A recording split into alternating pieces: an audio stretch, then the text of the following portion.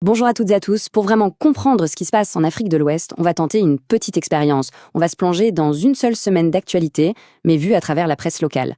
L'idée, c'est de voir ce que l'économie et la société nous racontent à la fin du mois de mars 2026. Bon, pour bien comprendre une région, le mieux c'est encore d'écouter ce qu'elle raconte sur elle-même. Alors on commence avec notre première source, le Médium. C'est un hebdo togolais qui va nous donner une perspective très concrète, très ancrée dans le quotidien des gens.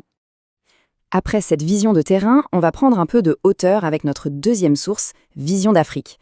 Là, c'est un hebdomadaire panafricain, ce qui va nous permettre de voir comment les événements locaux s'intègrent dans une dynamique beaucoup plus large à l'échelle de la région.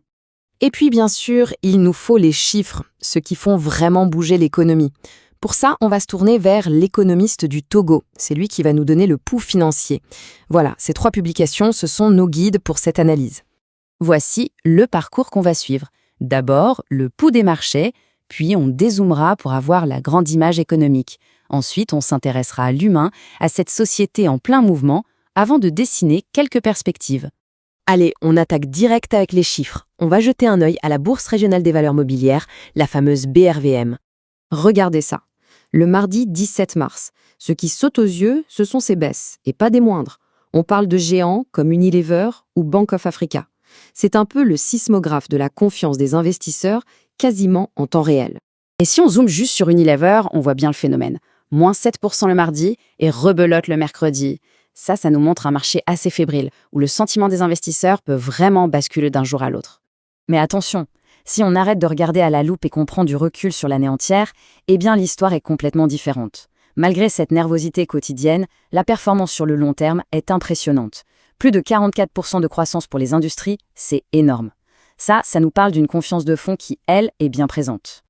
Alors, la vraie question, c'est comment est-ce qu'on passe de ces chiffres de la bourse, qui peuvent paraître un peu lointains, à l'économie réelle, celle qui touche tout le monde? Eh bien, c'est exactement là qu'on va maintenant. On passe donc à la vue d'ensemble pour essayer de comprendre les grands mouvements, les grandes histoires qui façonnent l'économie ouest-africaine en ce moment. Et là, l'économiste du Togo met le doigt sur un truc essentiel, un paradoxe qui dure depuis des décennies. Je cite, « Pendant des décennies, l'Afrique a vécu un paradoxe structurel, riche en pétrole brut, mais dépendante de l'extérieur pour ses carburants raffinés. C'est quand même fou quand on y pense. Avoir les ressources sous ses pieds, mais devoir importer le produit fini. C'est bien plus qu'une question économique, c'est une question souveraineté. » Et ce paradoxe, voilà sa traduction dans la vie de tous les jours. Cette image, elle parle d'elle-même. C'est ça, le coût humain de cette dépendance. Des heures perdues, de l'incertitude, une économie qui tourne au ralenti. Mais justement, les lignes sont en train de bouger, et vite. Cette même semaine, on apprend une nouvelle capitale. La méga raffinerie Dangote au Nigeria commence enfin à exporter vers ses voisins. C'est un tournant majeur. Et partout, on sent que ça frémit. Des discussions entre le Togo et la Russie, une stratégie numérique commune pour la CEDEAO, le Nigeria qui propose plus d'électricité. On sent une vraie dynamique de coopération. Et attention, ce ne sont pas juste des déclarations d'intention. Regardez cette photo. C'est la réunion de la CEDEAO à Freetown. Là, on voit les experts, les décideurs, qui sont concrètement en train de construire cet avenir commun. Parce que voilà, derrière les gros titres et la macroéconomie, il y a des gens. Alors maintenant, on va s'intéresser à cet angle humain, aux réalités démographiques et sociales qui se cachent derrière les chiffres. Ce tableau, je sais, il peut avoir l'air un peu froid, un peu brut de décoffrage. Mais croyez-moi, derrière chaque chiffre, il y a des millions d'histoires. On va en décortiquer quelques-uns ensemble. Prenons l'espérance de vie par exemple. On voit que dans le pays étudié, elle est plus élevée que la moyenne de la région. C'est un indicateur très puissant. Ça dit énormément de choses sur la qualité des soins, la nutrition, l'accès à l'eau. Mais un autre chiffre vient tout de suite nuancer ce tableau. 41. C'est lourd comme chiffre. C'est le nombre d'enfants qui meurent avant leur premier anniversaire pour 1000 naissances. Ça nous rappelle que les défis en matière de santé restent absolument immenses. Et cette réalité locale, en fait, elle s'inscrit dans un contexte mondial. Un rapport de l'ONU, repris par la presse cette semaine-là, souligne que les progrès dans ce domaine sont en train de ralentir partout. Cette image, elle est là pour nous rappeler l'urgence de ces enjeux humains.